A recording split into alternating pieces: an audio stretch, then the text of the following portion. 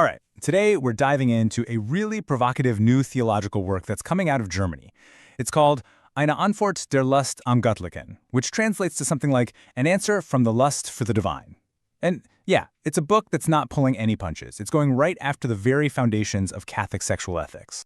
Right from the get-go, the book just lays it all out there. It points to this massive, gaping chasm between what the church teaches and what people are actually experiencing in their lives. The authors are basically saying that this feeling, this sense that the gap is almost impossible to bridge, is the real starting point for their entire argument. So to really wrap our heads around this, here's the roadmap we're going to follow.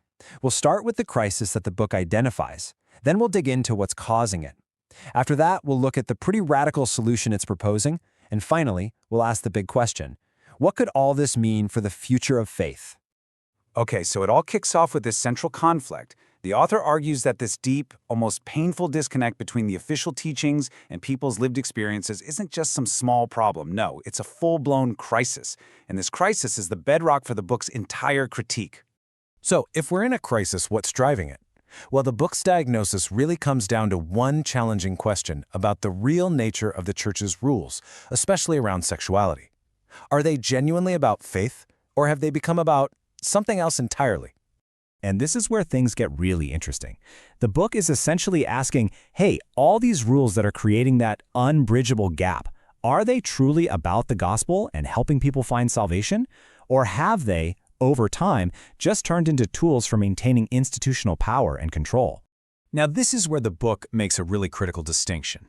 It argues that a lot of the rules we see today, like the ban on blessing same-sex unions, don't actually fall under that theology column. Nope. It claims they're in the second column. They're administrative politics. Rules made for institutional order. Rules that can and have changed throughout history, rather than timeless truths about salvation. Okay, so what happens when you blur that line between theology and politics? Well, the book says there's a huge consequence. The church is losing what used to be its monopoly, its sole authority to define what salvation even looks like for people in the modern world. And you can see why. The book points to a few key things that are chipping away at that old monopoly. You've got theological ideas shifting, the simple fact that God's grace can't really be owned by anyone. Then there's massive social change, a devastating loss of trust because of scandals, and of course, the rise of the internet, where people are finding new spiritual communities online. And wow, this image just perfectly captures that shift, doesn't it? On one side, you have the old symbol of top-down authority, the pulpit in an empty church. And on the other, this new networked reality where spiritual connection can be just a click away. The whole idea is that authority isn't just in a building anymore, it's spread out across the digital world. And all of this builds up to an incredibly stark, almost shocking thesis. The book argues that the very moment you try to manage or administer God's grace, like it's some kind of license you can hand out or take away, you fundamentally betray what it is. The act of controlling it becomes an act of betrayal. So after diagnosing this whole crisis of authority, where do you go from there? Well, the book proposes a pretty radical shift in thinking, moving away from a mindset of control and toward a totally new core principle. And this, right here, is the absolute core of the book's argument. It says we need to move away from what it calls Schöpfungsordnung, the traditional order of creation, this idea of a very rigid, binary, hierarchical world. And instead, we should embrace Schöpfungsvielfalt, the diversity of creation, the idea that God's will is actually found in a messy, colorful, limitless variety of life. And what's so crucial here is that this diversity isn't seen as chaos or some kind of mistake. No, the book frames it as the most authentic, genuine reflection of a limitless, creative divine force. So, to embrace all this diversity is to actually move towards a deeper, richer understanding of faith. So, how does this big idea of diversity of creation actually work in practice?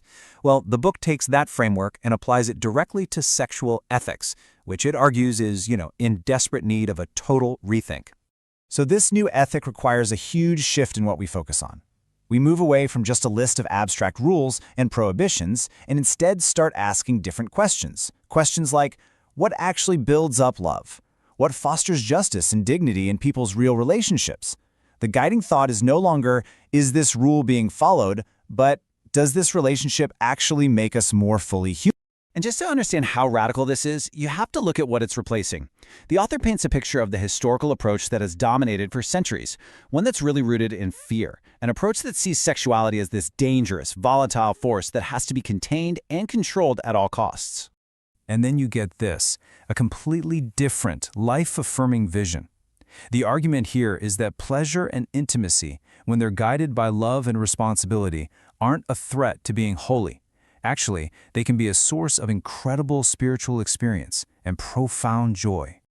So the new ethic really boils down to these three core principles. It's a fundamental shift away from a logic of top-down control and toward a logic of empowerment, of trust, and of personal responsibility, all of it grounded in values that are meant to help people flourish.